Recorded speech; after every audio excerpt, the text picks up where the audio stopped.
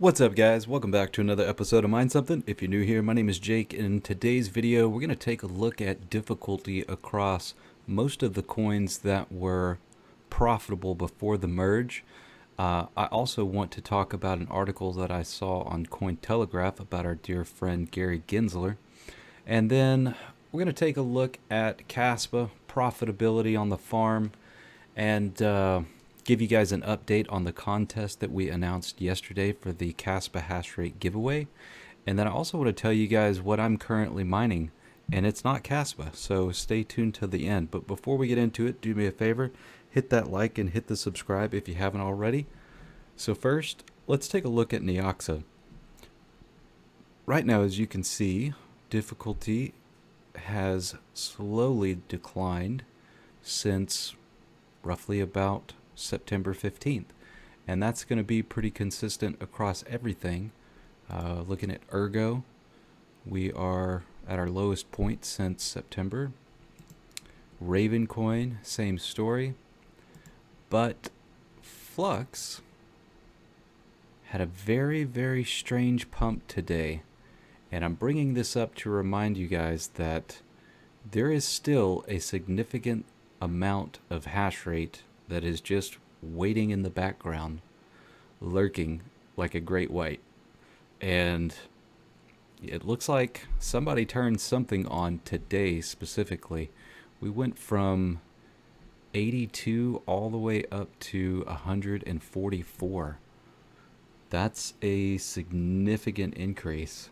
And yeah, very curious. So I might dig into that a little further, and perhaps we can figure out where all that hash rate was coming from. But it is back off at the moment. So anyways, let's get into this article about Mr. Gary Gensler and his affiliation with Sam Bankman-Fried.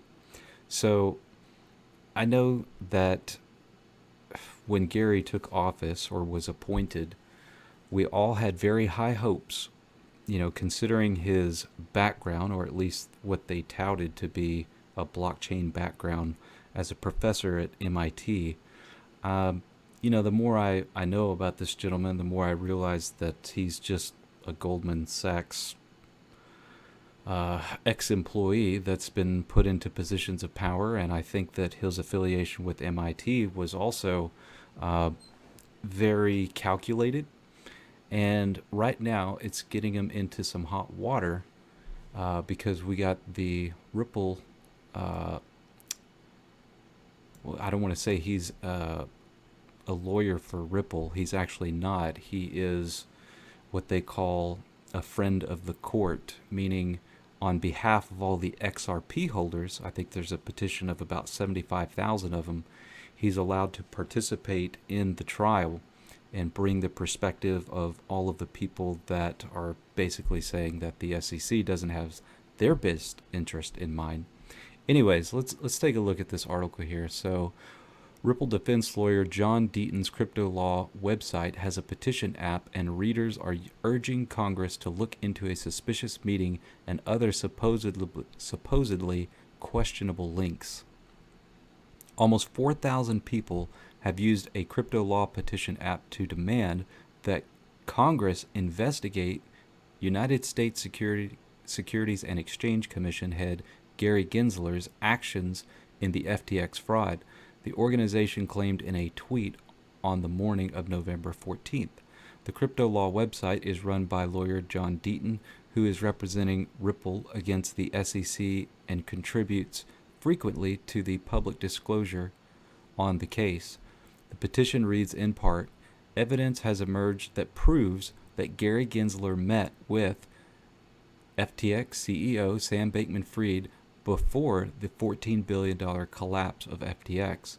Members of Congress have already been informed that Gensler was working with Bankman-Fried to give FTX a regulatory free pass while a massive fraud was going on right under the SEC's nose. It's time for a full congressional investigation of Gensler's role in one of the biggest financial frauds in American history. Gensler's alleged links with bankrupt FTX and Bankman-Fried, also known as SBF, began to attract attention practically as soon as the disgraced exchange's troubles became Republican Representative Tom Emmer, by the way, Tom Emmer, I believe, will be taking over Maxine Waters' position and can bring Mr. Gensler in before Congress, who has a long record as a crypto supporter, tweeted on November 10th that reports to my office allege he, Gensler, was helping Sam Bankman-Fried and FTX work on legal loopholes to obtain regulatory monopoly. And here you can see this little screenshot here. Emmer did not elaborate on the source or nature of the reports he referred to, but media reports point to a 45-minute Zoom meeting on March 23rd between senior counsel Amanda Fisher and senior advisor Corey Frere from the SEC and representatives of the IEX Stock Exchange and FTX, including Sam Bankman-Fried himself. FTX later invested in the IEX exchange. Anyways, there's a lot more to this story, obviously. I'm sure you guys are probably keeping track with all of the other YouTubers out there. And I just wanted to urge anybody who is on the crypto law petition to get signed up for that. I'll be doing some, full disclosure, I have a bag of XRP and a vested interest in what happens in this case. Anyways, moving on to profitability. You guys are probably familiar with my farm size at this point, but if not, roughly 13.4 gigahash on Caspa at about 2,400 watts. And right now at 10 cents per kilowatt hour, that would be netting us about $1.34 per day. And yeah, it's kind of surprising because Caspa's hash rate is continuing to skyrocket. I believe we got up to, there we are, right at 300 terahash, which is going to be a new record. And it's still profitable. And we've talked about this many times. I think it will probably remain profitable unless one of these giant farms waiting in the wings decides to swoop in.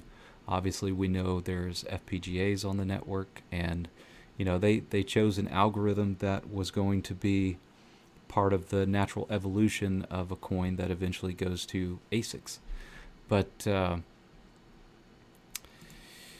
I did want to say, in regards to the contest, I've noticed a lot of people have joined the Discord, and thank you guys. I appreciate that, and I think we're going to have a great time.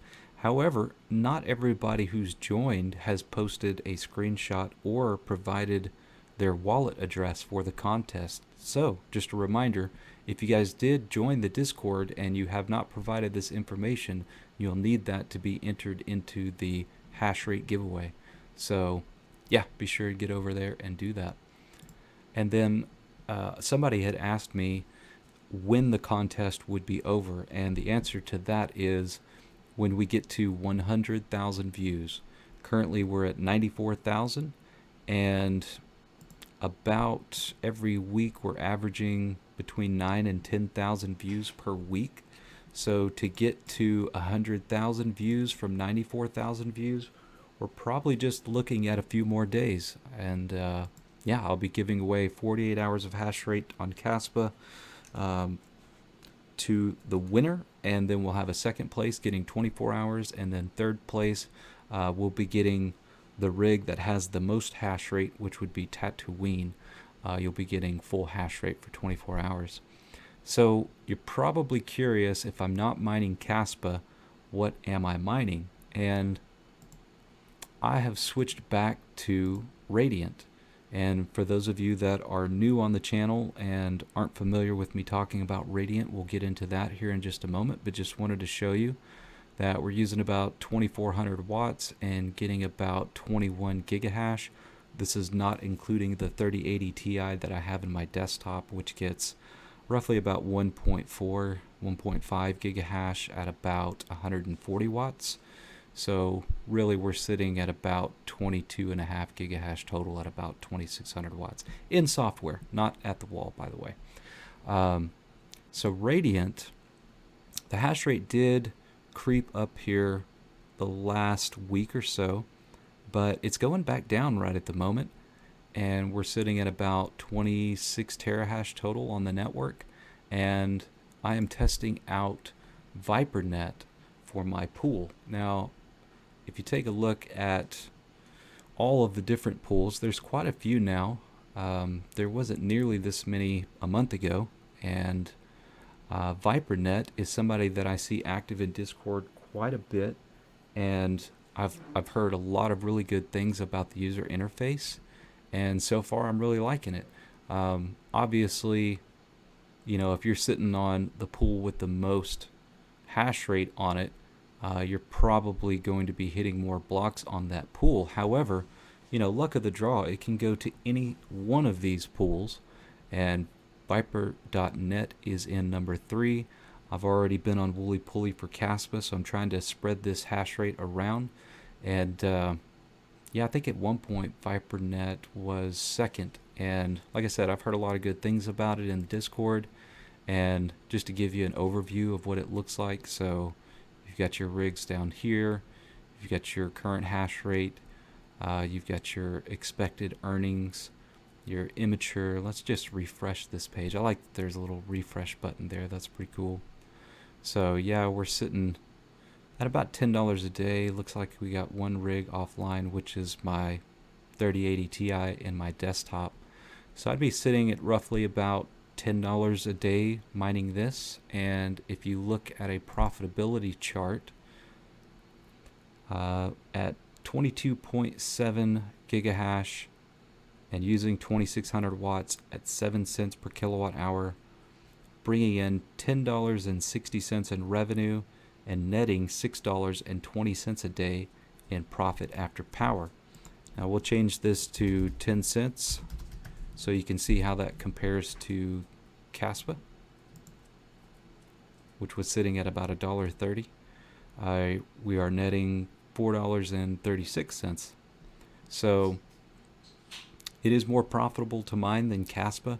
It has been for a considerable amount of time. It's just not many people are aware of it. I'm sure some of you are screaming at YouTube right now telling me to shut up and not talk about it, but man, that's what I'm here for, guys. We want to try and help everybody. We want to bring awareness to this project, and it will continue to climb, and the hash rate increase won't be as significant. So if you're not familiar with Radiant, again, I've talked about it many times on the channel, but just a brief overview once again. We could take a look at this here. So the Radiant Network is a peer-to-peer digital asset system that enables direct exchange of value without going through a central party. A zero-compromise blockchain with the inherent parallelism and performance characteristics of an unspent transaction output, or UTXO, based architecture and the Turing-complete programming of Ethereum virtual machine architects. This is a breakthrough smart contracting and digital asset system based on SHA-512 proof of work, designed for extreme throughput and scale. Meaning, this is another one similar to Caspa in the sense that this will not stay GPU mineable forever. Assuming that they do well and things continue to thrive, the natural evolution of this coin will be to eventually go to ASICs. So I'm going to accumulate quite a bit of it while I can, especially while we're in the bear market. And even though it is profitable, I hold. So I kind of like to split between this and Caspa. I think both of them are excellent projects. This isn't getting nearly as much as attention as Caspa is, but still an outstanding project with very active devs. And there's something that I just want to bring up really quickly. So I'm going to read off some of these things, and then we'll discuss the implications. So Radiant has no VCs, no pre-allocation, no sale, no fundraise, no staking, no offering, no executives, no leaders, no pre-existing coins, and no token promises. Radiant was released for free and usable on day one, which allows people to prove their own work. To be extra clear to our audience, Radiant is not designed for investment or speculation. There is no roadmap and no expectation of growth. We do not support and have never supported any listings done by any community individuals. Here we have a new node version. Radiant is a big block code fork from Bitcoin, fair launched proof of work SHA-512 mine blockchain with world's first induction proof systems to enable truly scalable peer-to-peer smart contracts of any kind. And there is a white paper that I will leave a link to, but from my understanding, they're kind of geared towards smart contracts and NFT collections and holding all of these in a single wallet and tracking digital identity or property. Uh, it seems like a really good project, and I really like everything that I've seen so far. And the reason that I brought up some of these tweets up is to compare that to something like Pink Chain. Pink Chain is full of degens, like, oh, when can we stake? And it's just, I see the Discord just full of people that are having issues with Pink Chain, and what the devs say, it's not code is law. It's getting changed constantly. There's backtracking, and I even had to have a conversation with the developers of Pink Chain multiple occasions, warning them you cannot talk speculatively about the price of this coin. This is the kind of stuff that's going to get you in trouble. And honestly, I didn't feel like I was having a conversation with an adult. It really felt like I was talking to somebody who really didn't understand the implications of breaking securities laws, and that kind of stuff worries me. But when I read things like this from Radiant, it is reassuring. Now, anything can be a rug pull, guys. In this day and age, we just don't know. But from what I've seen so far, it looks pretty solid. Not financial advice, once again. Anyways, you guys wanted to know what I was mining. That's what I'm mining right now. Hope you appreciate the content. Do me a favor on the way out, hit that like and hit the subscribe, and I will see you guys on the next episode.